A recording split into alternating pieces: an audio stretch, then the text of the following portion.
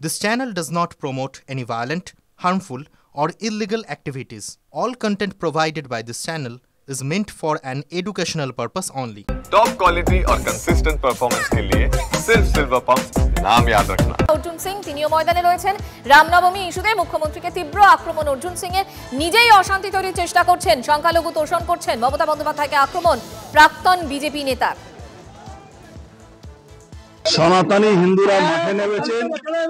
আজকে 10 দিন ধরে মমতা ব্যানার্জি বলে যাচ্ছেন সনাতনী হিন্দুদের অপমান করছেন। কি সনাতনী হিন্দুরা দাঙ্গাবাজ? রাষ্ট্রবাদের কথা, সনাতনের কথা বললে যদি মমতা ব্যানার্জির চোখে আমরা দাঙ্গাবাজ, তাহলে আমরা দাঙ্গাবাজ।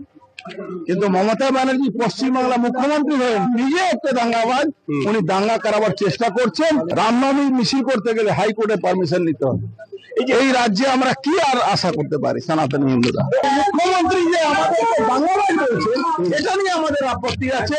কেন রাষ্ট্রবাদীরা দাঙ্গাবাজ হয় না? রাষ্ট্রবাদীরা রাষ্ট্র নির্মাণ করে। আর মমতা ব্যানার্জি নিজে একজন দাঙ্গাবাজ, মুসলমান তোষণ করছেন, এক্সটেন্ডেড বাংলাদেশ বানাবার চেষ্টা করছেন। সেই মুখ্যমন্ত্রীকে আমরা ধিক্কার জানাই। রামনবমীতে অশান্তি পাকালে উদ্যোক্তাদের বাড়ি ছাড়া করার নিদান প্রকাশ্য সভামঞ্চ থেকে হুঁশিয়ারি তৃণমূল বিধায়ক পরেশ রাম দাসের। রামনবমী দখল নিয়েছে বিজেপি, অশান্তি হলে বাড়ি ছাড়া করাবো, লিফলেট পেয়েছি, উদ্যোক্তাদের নামও আছে। হুঁশিয়ারি তৃণমূল বিধায়কের। রামনবমীর আয়োজকদের নিশানা করে ঘুরিয়ে নিশানা বিজেপিকে। পায়ের তলায় মাটি সরছে তৃণমূলের, পাল্টা আক্রমণ বিজেপির। আমি শুধু ক্যানিং এর হ্যান্ডবিলে যাদের নাম আছে, যদি ক্যানিং এর বুকে হিন্দু মুসলিম সম্প্রদায়ের কোন আঘাত আছে, তাহলে কিন্তু এই হ্যান্ডবিলের মানুষের বাড়ি থেকে বাড়ি ছাড়া করব। কোনোভাবে তাদেরকে আমরা চিনে রাখবো।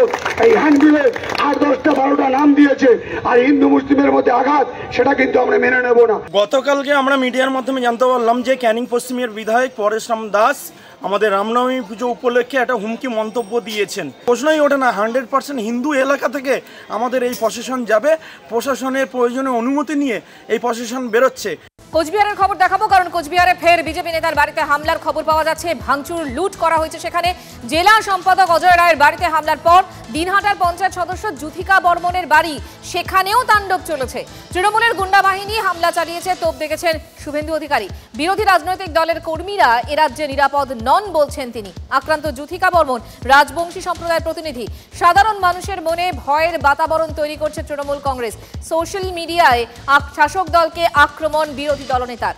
মিথ্যে অভিযোগ, বিজেপিরই কোন দলের জের, পাল্টা দাবি করেছেন উদয়ন গুহ। এটা একটু বেশি বাড়াবাড়ি। প্রথম কথা হচ্ছে, তৃণমূলের কোনো লোক যুথিকা বর্মনের বাড়ি কেন ভাঙচুর করতে যাবে? সেখানে পঞ্চায়েত আমাদের হাতে, সেখানে বিজেপির লোকেরা ঘর থেকে বেরোয় না, বিজেপির কোনো ওখানে সংগঠন নেই, কোনো রকম কর্মসূচি নেই, তা শুধু শুধু তৃণমূলের লোকেরা ওখানে ভাঙচুর করতে যাবে কেন? ওখানে আমি শুনেছি যে বিজেপির দুটো গোষ্ঠীর মধ্যে গোলমাল আছে।